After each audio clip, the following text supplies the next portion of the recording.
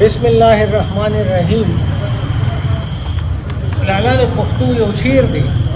وی باچا غوي چې لښکر په خپل سوري ساتي، هغه غلامي چې ساتي ځان د لښکر په سوري. نو پښتنو ته چې مونږ ګورو او یایم لسیزه کې چې په مونږ کې د پښتو کومه مینه وه او د پورې را پورې پښتنو خپلو کې کوم ډېر د مینې او د اخلاص تعلق و، هغې کې هم کمی راغی،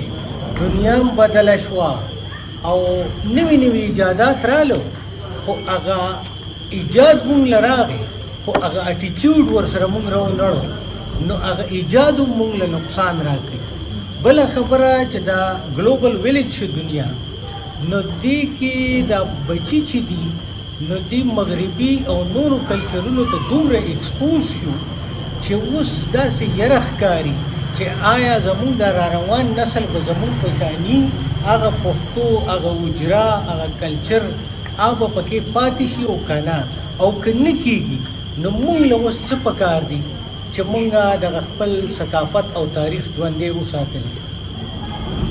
ډاکټر صاحب ستا خبرې ټولې ډېرې روغې دي او ډېرې رښتیا خبرې وایي چې دا زموږ لپاره، زموږ د پښتنې ټولنې لپاره یو ډېره لویه اجمیه ده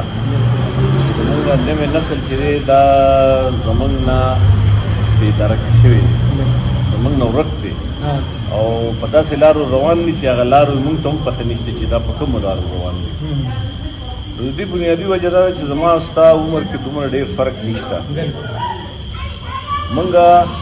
هغه زوړ جاګیرداري دور لیدلی چې په یو کمره به وه، یو کوټه به وه، نه به پکې روشندان و، نه به پکې کړکۍ وه او په هغه کوټه کې به ټول کور ژوند تېرو. ځینې کورونه داسې وي چې څاروي به هم په هغه کوټه کې ولاړ وو، خلکو پکې ژوند کوو. بیا ډېره کلاس لیس سوسایټي وه، ټول خلک یو شان وي، یو شان سکول و، یو شان جومات و او یو شان لوبې وي. ټولو خلکو که د چا کور وو که نو، که د چا کور وو، که د چا پټۍ وو او که د چا پټۍ نه وو، ټول د خټو او د ټولو خلکو یو شان جامې وي، یو شان ژوند و او یو شان خبرې وي. نو زموږ سوسایټي ډېره پیسفل وه او ډېره په صحیح طریقه باندې روانه وه. تېر 150 کالونه دنیا ترقي وکړه، ساینس ټکنالوژي ډېره ترقي وکړه، نوي نوي څیزونه رالل، ټي وي راغی، بیا ورپسې انټرنیټ راغی، وي سی آر راغی، دا نمبر په نمبر دا څیزونه رالل او دا داسې رالل چې دا موږ نه دي جوړ کړي، موږ کنزیوم کړي دي. دا لکه موږ کنزیومر سوسایټي یو، موږ لکه بهر نه راغلي دي او موږ خپل کړي دي. موږ د هغې د افادیت نه نه یو خبر، د هغې د خوالي نه نه یو خبر، د هغې د نقصاناتو نه نه یو خبر، د هغې د فایدو نه نه یو خبر. اوس خبره دا ده چې که نه چې زموږ اوس چې په کوم دور کې موږ تېرېږو نو موږ ته ډېر لوی مسله ده. جنریشن ګیپ چې ورته وایي هغه ډېر زیات دی. زه چې په کچات نا کې وم یا په دویم دریم کې وم، زه څنګه وم نو زما نوسې هغسې نه دی. زه ډېر کمکل وم، زما نوسې ډېر زیات هوښیار دی، ایکسپوژر دی، هغه ډېر هوښیار دی، هغه هر څه نه خبر دی. موبایل خراب شي، زموږ موبایل نه پوهېږم نو هغه ما د دویم جماعت کې نوسې مې هغه یې مالې ټیک، زه پرې نه پوهېږم. نوي سمارټنس ورسره دی که نه. موږ له اوس دا پکار دی چې یو خدای دی که نه چې زموږ د خپل کلتور نه، د خپلې ژبې نه، د خپل تاریخ نه، د خپلې خاورې نه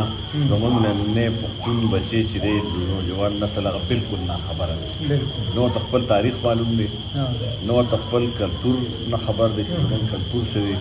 نه د خپلې ژبې نه خبر. دا هر څه یې نه شکولي دی ریاست د تعلیمي نصاب په ذریعه باندې. تعلیمي نصاب ډېر لوی اهم رول پلی کوي، ځکه چې موږ سکول ته اول ماشوم چې د 5 کالو شو نو موږ یې سکول ته لېږو. نو سکول ته چې هغه لاړ شي که نه نو هغه ته وایي دا پاکستان دی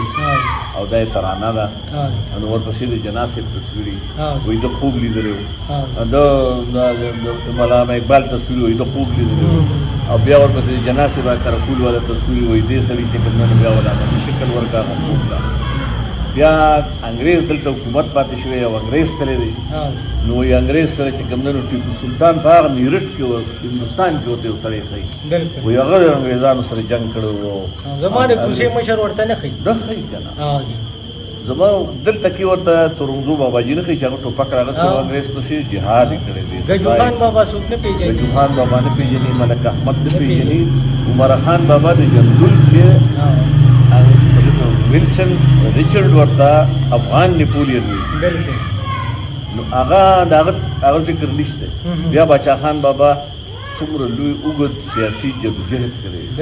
18 کاله جیل یې د انګرېز تېر کړی، پاکستان د جوړولو نه مخکې یوازې هغه نه، هغه سره په زرګونو ملګرو ټکر شوی دی. زمونږ په لوبو کې راځي چې په ټکر جنګ دی او ګولی ورېږي، ونې پاڼې دوړوي نه، خو دا زمونږ په دې کې په سوونو خلک شهیدان شوي، په سوونو کورونه سوځېدي، ټول ټکر کلی سوځېدلی دی د انګرېز خلاف په جنګ کې. سپین تنګي کې، اتیخیلو کې، کیسهخانه کې، دوبه کې یو بازار کلا کې شوی دی، یو کیسهخانه کې په سوونو خلک حکومت د انګرېز خلاف. دا ذکر نشته زمونږ ماشومانو ته په تعلیمي نصاب. نو تاریخ یې رانه هم پټ کړی دی. بیا زمونږ ژبه چې ده پښتو ژبه، د پښتو ژبه په ځای باندې اردو ژبه چې کوم دی نو راوستې ده، چې اردو ژبه د پاکستان په آئین کې زمونږ قامي ژبه ګرځولې ده،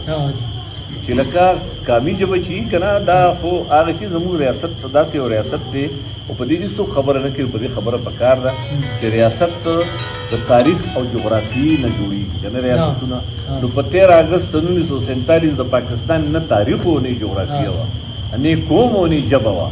او دوی ولې یو پردی ژبه راوسته، لکنهو د بازار ژبه یې راوسته او هغې زموږ قومي ژبه. اوس مسله دا ده که نه چې مونږ ته خبره دا پکار ده چې مونږ په خپل نصاب باندې باید یو پارټي نه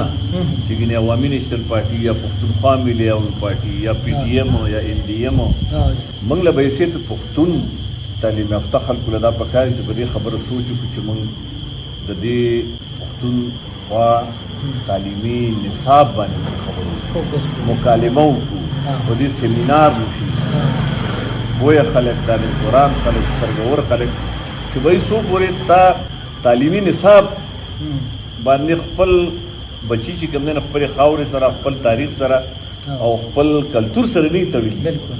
نو تعلیمي نصاب په هر دنیا کې چې هر چېرته دی نو هر ځای خلک خپل بچي خپل تاریخ سره، خپل ژبې سره، خپل کلتور سره، خپل پلار نیکه سره تړي. مونږ چې کوم دی نو مونږ ټیپو سلطان دی او محمد بن قاسم دی او بل پکې څه دی مامون الرشید دی او هارون الرشید دی سره زمونږ بچي. نو خبره دا ده چې مونږ له پکار چې مونږ په تعلیمي نصاب زور واچو چې خپل بچي په تعلیمي نصاب کې اول دا کار وکړو چې دوی خپلې ژبې سره، خپل تاریخ سره، خپلې خاورې سره وتړو، او دا چې چا سره تړلي وو مغول بادشاهانو سره مونږ جنګونه کړي، او مغول بادشاهانو مضمونونه تا هم ګوټه کړي دي، ما هم هغه هیروز دي او زمونږ هغه پکې ویلنس دي، زمونږ هغه ویلنس دي. مغول سره مونږ جنګ کړی، په امبېله کې مو سره جنګ کړی، هر ځای کې سره پښتنو سره جنګونه کړي، او مغولتیا چې کوم دی نو اوس هم زمونږ په پښتو کې مغولتیا چې کوم دی که نه نو خپل ځان سره خپل کور سره خپل ولس سره صحبت کوي، دا مغولتیا کې مغولتیا مونږ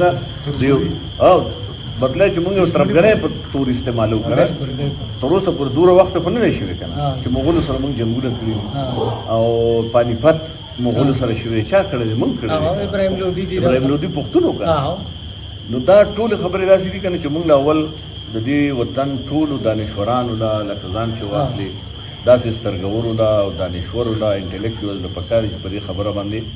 اوس خو د سوشل میډیا دور دی چې په دې باندې سیمینار وکړي، او موږ خپل بچي چې کوم دی د تعلیمي نصاب په ذریعه باندې اول. دویم دا وکړو چې کوم تعلیم یافته خلک دی په کورونو کې زمونږ بچو له د پښتو شمېره نه ورځي. پکار دی خپلو بچو ته شمېره چې شمېره د یو ژبې لړه شي که نه نو هغه ژبه هم ورپسې ځي، بیا هغه هم نشي پاتې کېږي. زمونږ اوس لکه ما تعالی راځي مونږ شپږ شلې، اووه شلې، اته شلې، دا خو مونږ ویلي دي، خو تاسو د دې ماشوم ته ووایه شپږ شلې څو ته وایي نو درته پته نشته. 120 پېژني، 120 پېژني، بله ژبه نه پېژني. نو ژبه ډېره بنیادي پکار دی چې مونږ خپل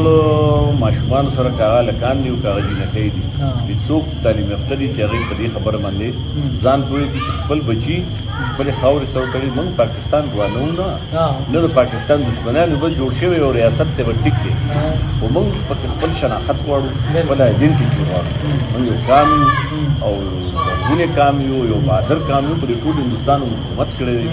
دویم دا دی چې موږ ډېر مالدار قام یو، اوبه زمونږ دي، سیندونه زمونږ دي دریابونه زمونږ دي ځنګلونه زمونږ دي د سرو سپینو ډک ډک غرونه زمونږ دي پېټرول د هر چا نه ډېر مونږ پیدا کوو 50,000 بیرل مونږ پیدا کوو 40,000 د درې واړه صوبې په شریکه پیدا کوي ګیس مونږ د هر چا نه ډېر پیدا کوو تانبي غرونه مونږ سره دي د نیفرایټ غرونه مونږ سره دي د سنگ مرمرو د ماربلو د مرمرو غرونه زمونږ دي دغه خلک دغه د درې واړو صوبو کې څه دي ته خو هېڅوک نشته هر څه زمونږ دي نو په کار دی چې مونږ په دې خبرو باندې خپل بچي پوهیو چې مونږ د خپل حق دپاره اواز پورته کوو